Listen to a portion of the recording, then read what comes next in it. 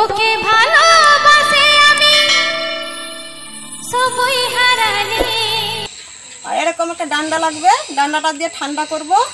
तू समझा? हाँ नहीं तू समझा नहीं। হ্যালো বন্ধুরা, কেমন আছো তোমরা? আশা করি খুব ভালো আছো। আমি রিঙ্কু, আমিও খুবই ভালো আছি।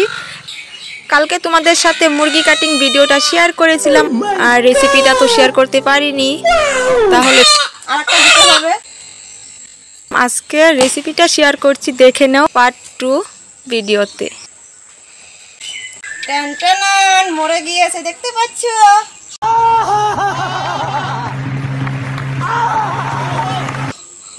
দা কাঠারি ছাড়া একদম মুরগি কেটে নিলে। দেখো তোমাদের কেমন লাগলো, ভালো লাগলে লাইক করো, আর চ্যানেলে নতুন থাকলে চ্যানেলটাকে সাবস্ক্রাইব করে রেখো। তাহলে দেখতে থাকো ভিডিওটা সম্পূর্ণ। আর জানো তো বন্ধুরা, কালকের ভিডিওটার কারণে অনেক খারাপ লাগছে আমার, কারণ এত কষ্ট করে ভিডিওটা বানালাম, তারপর যদি দেখাই না যায় কিরকম লাগে বলো তো? এত কষ্ট করে বানিয়েছি ভিডিওটা, আমি তো দেখিনি আগে, আমি আপলোড করার পরহে দেখতে পেয়েছি। তারপর ভাবলাম কেন আপলোড করেছি, না করলে ভালো হতো। পরে বলছি আমি। দেখো এ পর্যন্ত তোমরা তো দেখতেই পেয়েছিলে কালকের ভিডিওতে, রান্নাটা দেখাতে পারিনি, তাহলে দেখো রান্নাটা করে নিচ্ছি। এখানে দেখো আমার কড়াইটা গরম হয়ে গিয়েছে, তেলটাও দিয়ে দিয়েছি। আলুগুলো আমি ভেজে নেব, নুন হলুদ দিয়ে ভালো করে আলুগুলো ভেজে নিচ্ছি, দেখতে থাকো। এদিকে ভাজা হতে থাক, আর তোমাদের সাথে বাকি কথাগুলো বলে নিচ্ছি।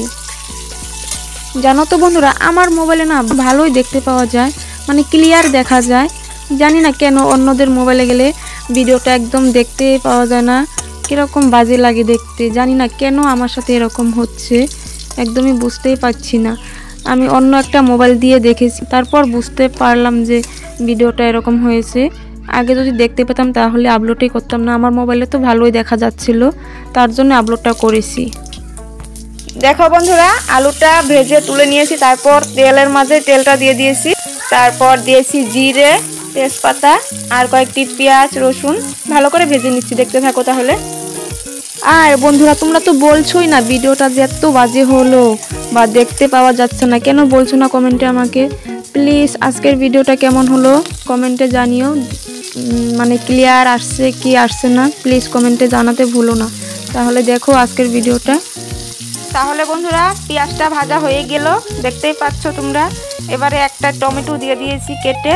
দেখো ভেজে রাখা আলুগুলো রেখে দিয়েছিলাম, আর এখানে রেখেছি পেঁয়াজ রসুন আদা কাঁচা লঙ্কা শুকনো লঙ্কা বেটে রেখে দিয়েছিলাম, ওগুলো দিয়ে ভালো করে নেড়ে নিচ্ছি, মানে ভাজাটা ভালো হতে হবে, ভালো করে নেড়ে চেড়ে নিচ্ছি। সামান্য অল্প জল দিলে ভালো হয়, আমি এখানে জল দিইনি, বেটে নিয়েছিলাম, তার জন্য জলটা উঠে গিয়েছে, দেখতেই পাচ্ছ।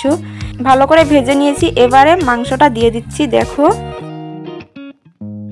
এ প্রসেসে রান্না করলে অনেক ভালো লাগে খেতে, অনেক অনেক ভালো লাগে খেতে। প্লিজ তোমরা এই প্রসেসে রান্নাটা করে দেখো বাড়িতে, অনেক ভালো লাগবে বলছি, অনেক ভালো লাগবে। এবারে ভালো করে নাড়াচাড়া করে নিচ্ছি, দেখতেই পাচ্ছ মশলাটা মিশে যাচ্ছে। আমি এখানে নুন হলুদ কিচ্ছু দিইনি, পরে দেব, ভালো করে ভেজে নিই।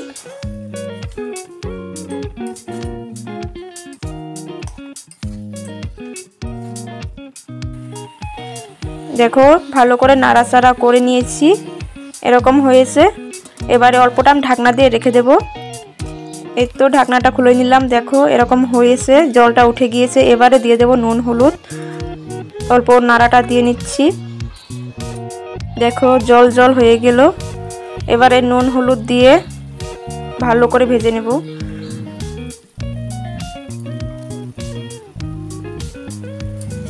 পরে দেওয়ার কারণটা হলো জলটা উঠে গিয়েছে, এবারে নুন হলুদ দিলে ভালো মতো ঢুকে যাবে ভিতরে, তার জন্য পরে দিয়েছি আমি।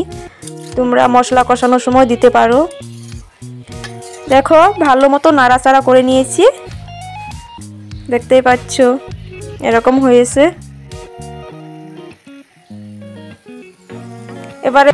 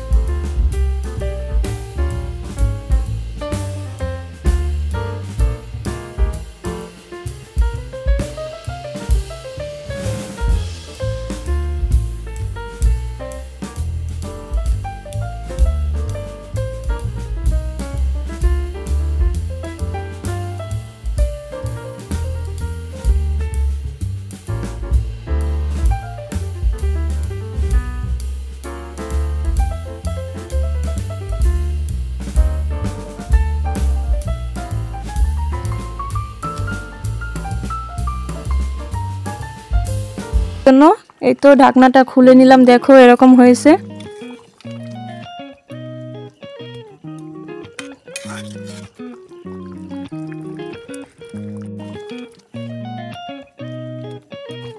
ভালো করে জালটা হতে দেব।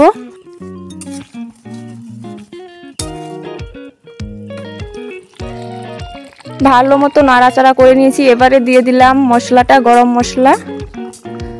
দেখো মশলাটা দিয়ে দিলাম।